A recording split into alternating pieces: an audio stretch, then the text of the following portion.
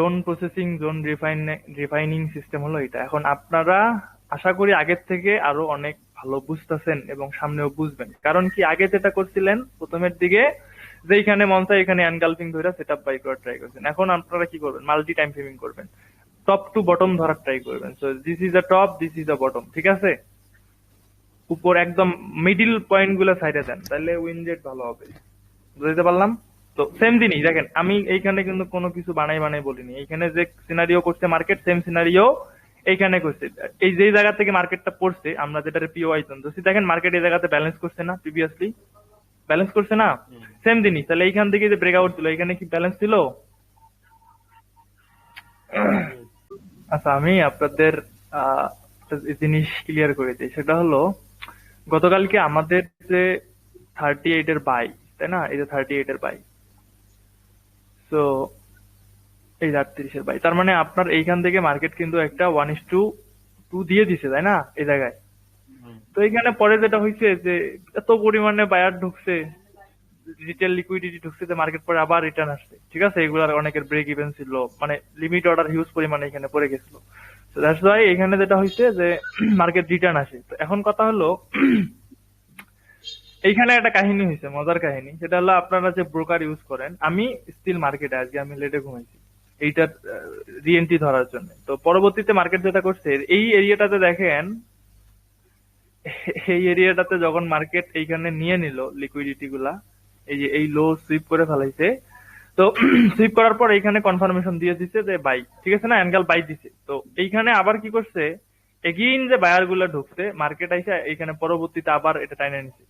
তো এখন এইখানে যেটা করছে, এই যে রেড ক্যান্ডেলটা হইলো না, এই রেড ক্যান্ডেলটা আপনি MT5 এ গিয়ে বা MT4 এ, মানে আপনার MT তে গিয়ে দেখবেন যে এই লোটা নিয়ে নিছে, এই প্রাইজের নিচে এই লোটা নিয়ে গেছে। কিন্তু সিএফডি এই ব্রোকারে আপনারা দেখাইতেছে না যে এই জায়গাতে লো।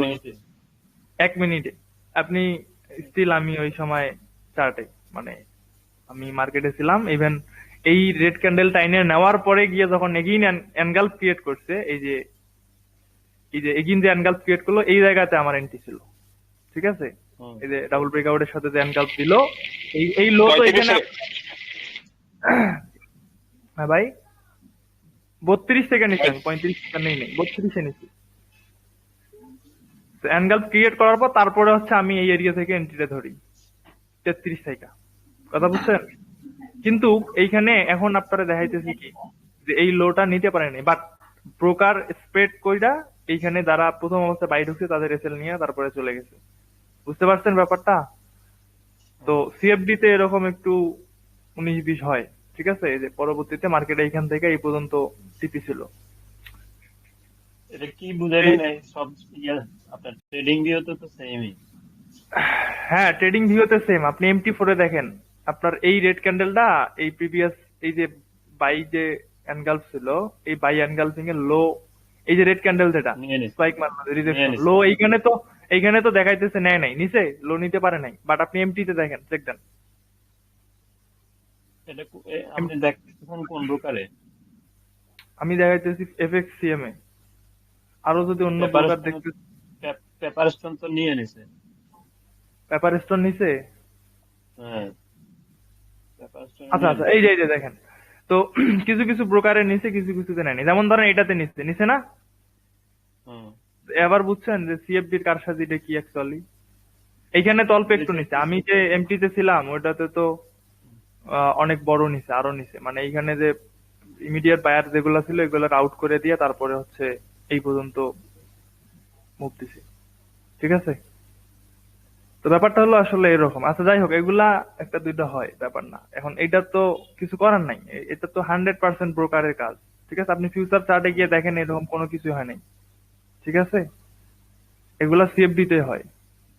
তো যাই হোক, এটা সমস্যা নাই, একটা দুইটা স্পাইক হইতে পারে, স্বাভাবিক।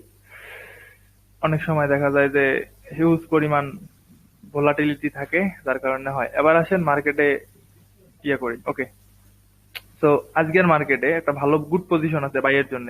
তো এই বাইটা বোঝার জন্য আপনাদের সেলটা বুঝতে হবে, ঠিক আছে? তো সেলের ব্যাপারটা যেটা দাঁড়াইছে, এইখানে আপনাদের কি হয়েছে, এই জোনে একটা ব্রেকআউট আছে না, এই যে এই জোনে ব্রেকআউট আছে না সেলের দিকে?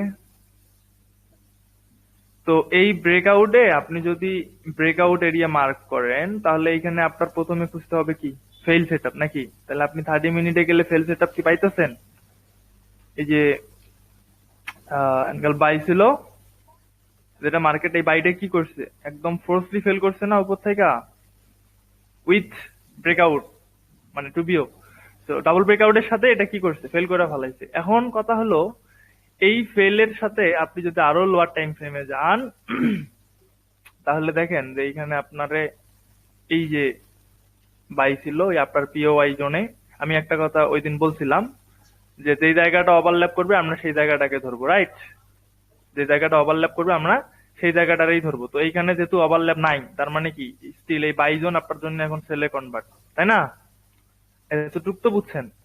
এখন আপনি যদি আরো লোয়ার টাইম ফ্রেমে যান তাহলে যেটা হয় এই যে আপনাদের ব্রেকআউট অ্যানগালফিং দিয়ে দিচ্ছে, রাইট? এই যে এখন এই যে অ্যানগাল বাই ছিল, এই যে অ্যানগাল সেল দিয়ে কি করছে, ফেল ফেল করে দিছে না সেল দিয়া। হুম, তো আমি কালকে যে আপনাদের উইকেন্ড থিওরিতে একটা জিনিস দেখাইলাম, কি দেখাইছি, যদি কোনো উইক এই যে ক্যান্ডেলের হাই নিয়ে বডি লেভেলে থাকে, এখানে বডি লেভেলে আছে না, বডি লেভেলে আছে না, তার মানে এটা কি পাওয়ারফুল সেল। এখন হুম। এইখানে এখন যেহেতু আপনি ব্রেকআউট এনগালফিং পেয়ে এখন গেলেন। এখন হ্যাঁ, যে জায়গায় দাঁড়ায় আছে মার্কেট। না না না, এটা আমি গতকালকের সেল বুঝাইতেছি, আচ্ছা, মানে এন্ট্রিটা কিভাবে এক্সিকিউট হইলো। এটা যদি আপনারা বোঝেন তাহলে আজকের মার্কেটে যে এরকম সেম একটা সেটআপ আসছে এটা বুঝবেন, তার কারণে এটা বলা। তো তারপরে মার্কেট কোন কোন জায়গা থেকে সেলটা হয়েছে পরবর্তীতে, এই যে ব্রেকআউট এনগালফিং থেকে সেলটা হইলো না, হুম, এই যে ব্রেকআউট, ফলো করেন, এই যে ব্রেকআউট এনগালফিং থেকে তো সেলটা হয়েছে নাকি? জি জি জি।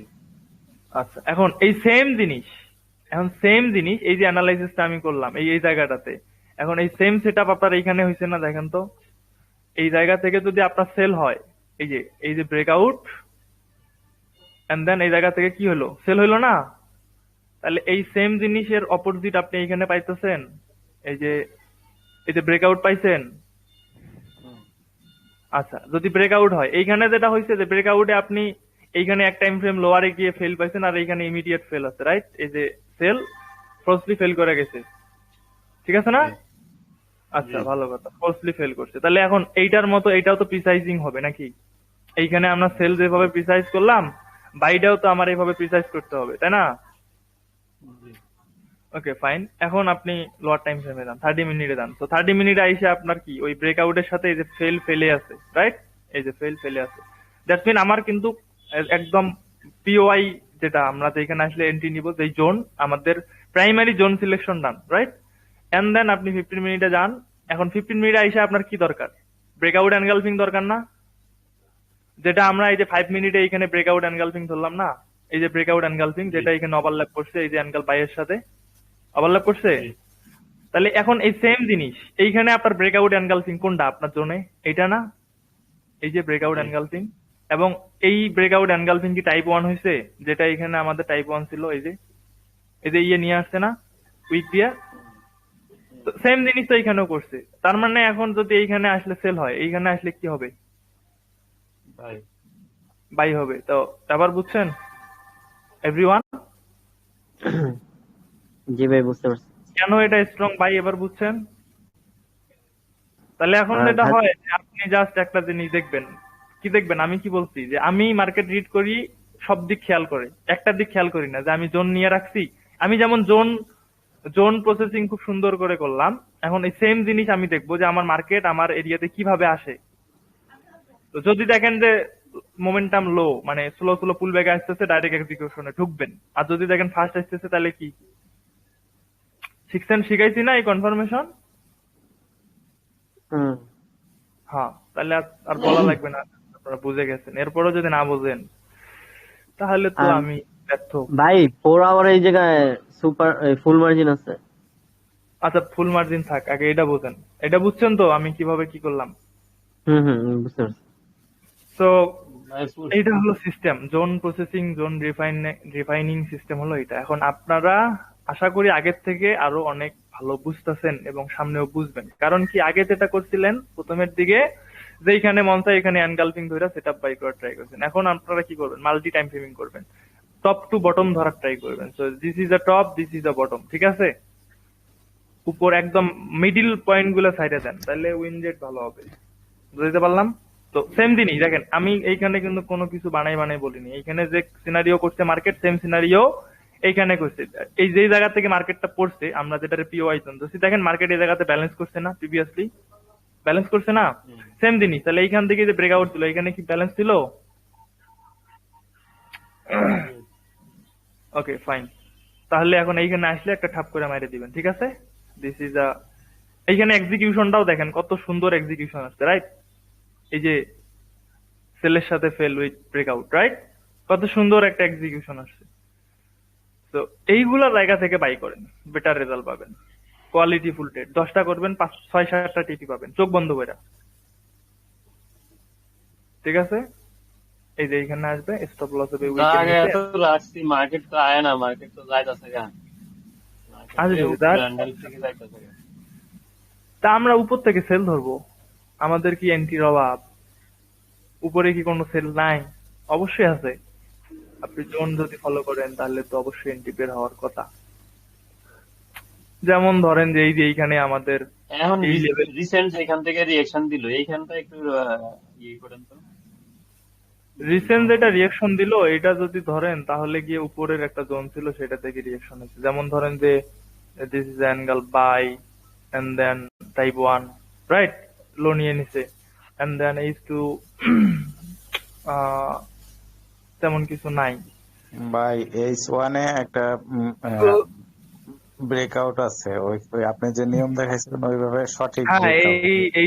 এই যে আমি যেটা বলি, হ্যাঁ, এবার ওখান বুঝছি। থেকে আমি একটা এন্ট্রি নিয়েছিলাম, অল্প কিছু এই যে প্রফিট নিয়ে অ্যাঙ্গেল বেড়ে গেছিল আবার। অ্যাঙ্গেল সেল, তো এই সেলের লাস্ট গ্যাপ কোনটা? এটা না? জি। তো লাস্ট হ্যাঁ, গ্যাপ এইখান কালকে থেকে যে রিয়েকশন পরশুদিন দিল। যেটা দেখাইলেন। হ্যাঁ, এইখান থেকেই, এই যে লাস্ট গ্যাপের এইখান থেকেই রিয়েকশনটা দিছে। তো আরো যদি লোয়ার টাইম ফ্রেমে যান তাহলে কি হয়েছে, ওই সেম জিনিস, সেই লাউ সেই কদু, ঠিক আছে? এই এন্ট্রি গুলো একটু রিস্কি থাকে। যখন আপনি পি সাইজে যাবেন, এই যে দেখেন এইটাতে যদি বাই ধরতেন তাহলে গিয়ে যেটা হয় যে এইখানে আপনার স্টপ লস নিয়ে যায়। বুঝতে পারলাম? স্টপ লস নিয়ে যায়, যদিও এখানে সেশন লিকুইডিটির কিছু ব্যাপার ছিল, আমরা তো অত প্যাস এখন নিব না। কিন্তু আপনার আপাতত সেফ যেটা, সেটা কোনটা? এই যে এটা, মার্কেট এইখানে আসলে আপনি মেরে দিবেন, কোনো কথা নেই। এটা হচ্ছে আপনার প্রিমিয়াম জোন আর কি। Right, middle of the point এগুলা এখন না। ওই যে যে ভাই এন্ট্রি নিছে উনি হয়তো ভালো বুঝতেছে। মিডলের এগুলো হচ্ছে এসএমজি, যেটা না, হচ্ছে এখন আপনি যেখানে দেখাইলেন ওইখানেও তো সেম সিস্টেমে ব্রেকআউট আছে একটা, 1 ঘন্টার হ্যাঁ, টাইম। সেটাই তো বললাম যে যাই, মানে যে আছে, যেভাবে ঠিক যেমন আছে। প্র্যাকটিস হ্যাঁ, এইখানে করবে। হ্যাঁ ভাই বলেন।